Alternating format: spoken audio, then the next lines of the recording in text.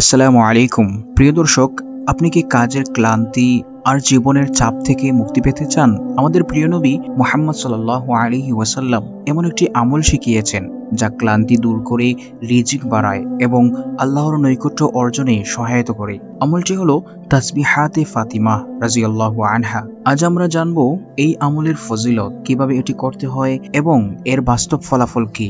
ভিডিওটি শেষ পর্যন্ত দেখুন, কারণ এটি শুধু আপনার ক্লান্তি দূর করবে না, বরং আপনার জীবন বরকতময় করে তুলবে ইনশাআল্লাহ। তাসবিহাতে ফাতিমা হলো এমন একটি আমল যা রাসূলুল্লাহ সাল্লাল্লাহু আলাইহি ওয়াসাল্লাম তার মেয়ে ফাতিমা রাদিয়াল্লাহু আনহাকে শিখিয়েছিলেন। একবার ফাতিমা রাদিয়াল্লাহু আনহা রাসূলুল্লাহ সাল্লাল্লাহু আলাইহি ওয়াসাল্লামের কাছে এসে বললেন, হে আল্লাহর রাসূল সাল্লাল্লাহু আলাইহি ওয়াসাল্লাম, কাজের ক্লান্তিতে আমি খুবই অস্থির, আমাকে একটি খাদিম দিন। তখন রাসূলুল্লাহ সাল্লাল্লাহু আলাইহি ওয়াসাল্লাম বললেন, হে ফাতিমা, আমি তোমাকে এমন একটি আমল শিখাবো যা খাদিম থেকে উত্তম এবং তোমার বেশি কাজে আসবে। আমলটি হলো প্রতিদিন রাতে ঘুমানোর আগে এই তাসবিহগুলো পাঠ করবে। তাসবিহগুলো হলো 33 বার সুবহানাল্লাহ, 33 বার আলহামদুলিল্লাহ এবং 34 বার আল্লাহু আকবার। এটি তোমার জন্য সব ক্লান্তি দূর করবে।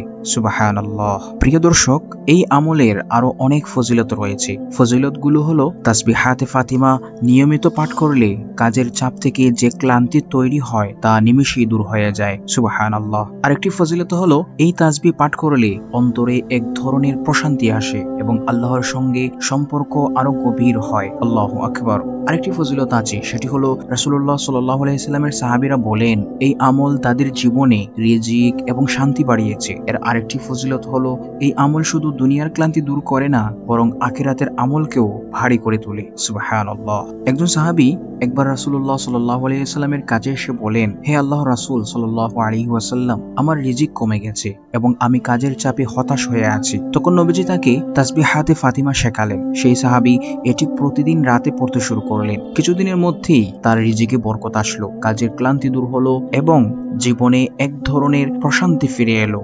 সুবহানাল্লাহ। দর্শক, এটি আমাদের জন্যও একটি শিক্ষা। আমরা যদি প্রতিদিন নিয়মিত এই আমল করি, তাহলে আমাদের জীবনের ক্লান্তি, হতাশা আর চাপ ধীরে ধীরে তা দূর হয়ে যাবে। তাসবিহাতে ফাতিমা পড়া খুবই সহজ। প্রতিদিন রাতে ঘুমানোর আগে এই আমলটি করুন। প্রথমে 33 বার সুবহানাল্লাহ বলুন, তারপর 33 বার আলহামদুলিল্লাহ বলুন, তারপর 34 বার আল্লাহু আকবার বলুন। এই আমলটি করতে আপনার মাত্র কয়েক মিনিট সময় লাগবে, কিন্তু এর বরকত অনেক বেশি। দর্শক, আপনি কি আজ থেকে এই আমলটি শুরু করবেন? আপনার অনুভূতি বা অভিজ্ঞতা আমাদের কমেন্টে লিখে জানান। ভিডিওটি যদি আপনার ভালো লেগে থাকে তবে এটি শেয়ার করতে ভুলবেন না, কারণ একজন মানুষও যদি আপনার শেয়ারের মাধ্যমে এই আমলটি শুরু করে, তার সওয়াবও আপনি পাবেন। আল্লাহ আমাদের সবাইকে তাসবিহাতে ফাতিমা করার তৌফিক দিন এবং আমাদের জীবনে বরকত দান করুন। জাযাকাল্লাহু খাইর। সবাই ভালো থাকুন, সুস্থ থাকুন। আসসালামু আলাইকুম।